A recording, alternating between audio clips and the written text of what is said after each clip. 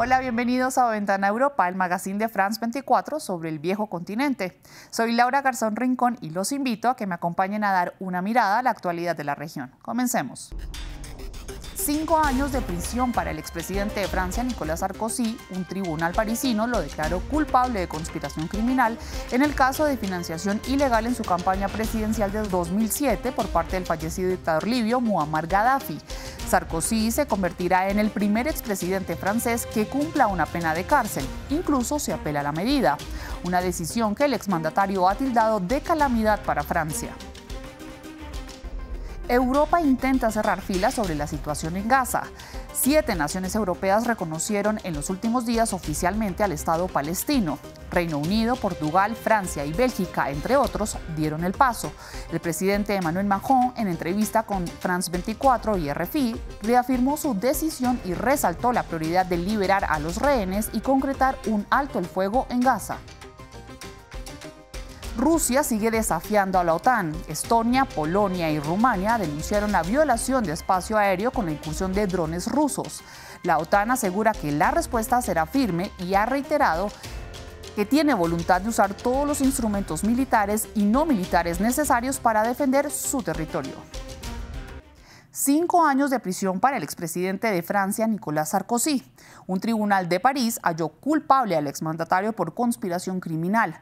La condena responde al caso de financiación ilegal en su campaña de 2007 con fondos aportados por el fallecido exdictador libio Muammar Gaddafi, a cambio de favores diplomáticos.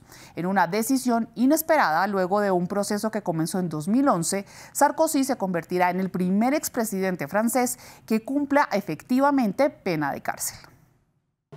Por primera vez en la historia de la República Francesa, un expresidente irá a la cárcel. Nicolas Sarkozy fue condenado a 5 años de prisión por el Tribunal de París por asociación ilícita en el marco de su campaña presidencial en 2007 y tendrá que ingresar a prisión en los próximos meses. Después de la sentencia, el expresidente se declaró nuevamente inocente. El odio realmente no conoce límites. Aucune limite. J'assumerai mes responsabilités. Asumiré mis responsabilidades, apelaré la orden judicial y si realmente quieren que duerma en prisión, dormiré en prisión, pero con la cabeza en alto. Soy inocente. Mais la tête haute. Je suis innocent. El tribunal absolvió a Nicolas Sarkozy de los cargos de corrupción pasiva, financiamiento ilegal de campaña y encubrimiento de malversación de fondos. La Corte no ha podido comprobar su participación directa en la obtención de los fondos libios para financiar su campaña presidencial. Sin embargo, la sentencia sí establece que el expresidente francés ha dejado a colaboradores cercanos entrar en contacto con el expresidente libio Muammar al-Gaddafi con este objetivo. Nicolas Sarkozy podrá pedir la libertad condicional, pero la justicia le obliga a ir a la cárcel mientras se examina su apelación. Naturellement, je ferai appel.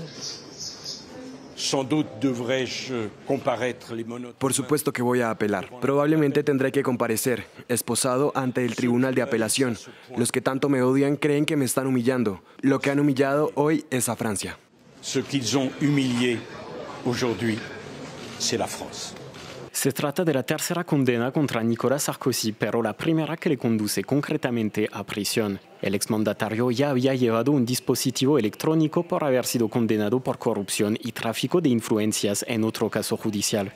Tras la condena, el exmandatario francés rechazó las acusaciones en su contra y aseguró que la decisión judicial es una calamidad y una humillación para Francia.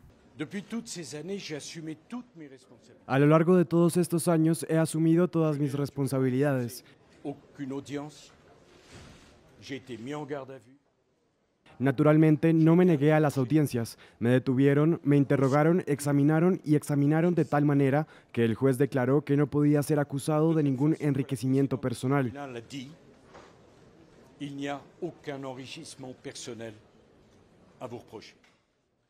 Ninguna financiación ilegal de mi campaña, ningún enriquecimiento personal.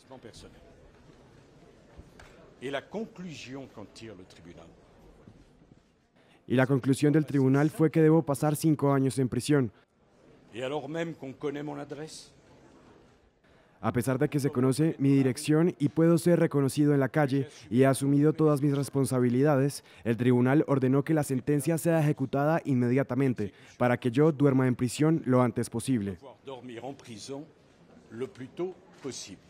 Y Francia reconoció el Estado palestino. Y aunque el presidente Emmanuel Macron siempre ha sido un crítico de la ofensiva israelí en la Franja de Gaza, no había dado el paso para el reconocimiento del enclave. El 21 de septiembre, Reino Unido, Portugal, Canadá y Australia hicieron pública su decisión. Unos días después, en la conferencia por la solución de dos estados encabezada por la misma Francia y Arabia Saudita, en la víspera del primer debate de la Asamblea General de la ONU de este año, los líderes de Bélgica, Luxemburgo, Malta, Andorra y San Marino anunciaron también su validación al Estado palestino. El reconocimiento de estos países, al que ya se adhieren 148 naciones, llega a días de cumplirse 2 años del inicio de la guerra israelí en Gaza. Una medida diplomática que intenta ejercer presión sobre el primer ministro israelí Benjamin Netanyahu.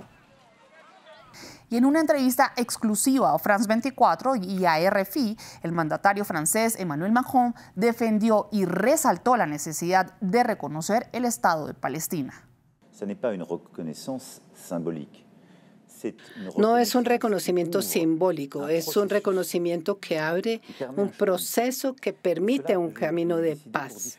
Lo decidí por diferentes razones. Primero, porque, ¿cuál es nuestro objetivo estratégico hoy? Primero, la liberación de los rehenes detenidos por el Hamas.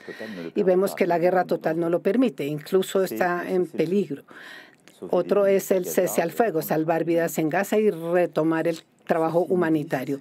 Hay algo que no está funcionando.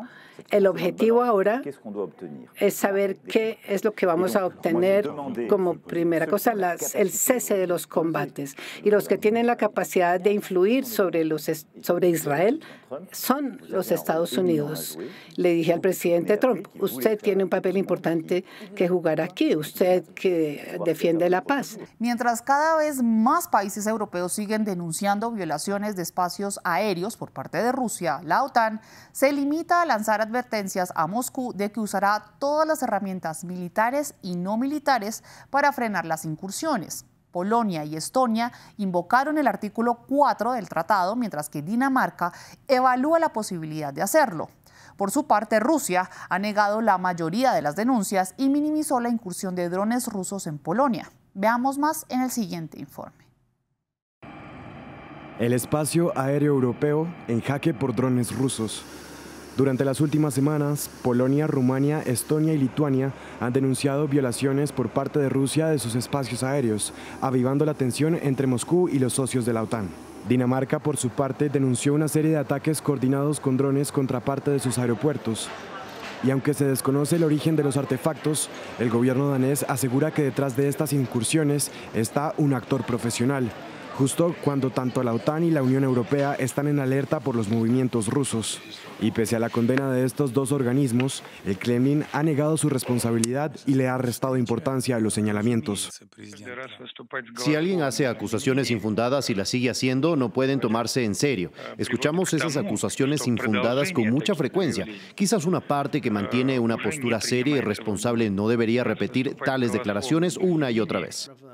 Y mientras esto pasa en el viejo continente, del otro lado del Atlántico, Donald Trump alienta a sus aliados militares a derribar las aeronaves que irrumpen en sus espacios aéreos. Señor presidente, ¿cree que los países de la OTAN deberían derribar aviones rusos si entran en su espacio aéreo? Sí, creo que sí. Un mensaje que parece alentar a otros líderes de la OTAN, como el presidente francés, quien en diálogo con France 24 advirtió que si hay más provocaciones, la respuesta de la organización será más fuerte. Un escenario que está lejos de ser descartado, ya que el nivel de agresión puede ser aún mayor, tal y como indica esta analista. Quizá deban prepararse para escenarios en los que Rusia podría mostrar una mayor agresión, por ejemplo, como la aparición repentina de hombrecitos verdes en algunas islas del Golfo de Finlandia o del Báltico. Aunque está por verse el curso de esta tensión, lo que pasa en los cielos europeos ha puesto en relieve la capacidad de reacción de la OTAN frente a Moscú, quien insiste en desafiar a la alianza, que por el momento sigue sin dar una respuesta concreta. Eslovaquia vuelve a ser escenario de multitudinarias manifestaciones antigubernamentales.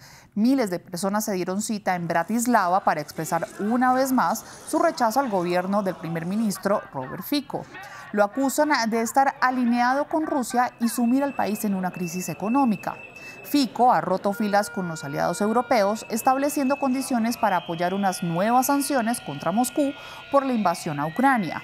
Desde inicio de año, miles de personas han salido a las calles eslovacas para ejercer presión al gobierno que los críticos han tachado de cada vez más autoritario y represivo.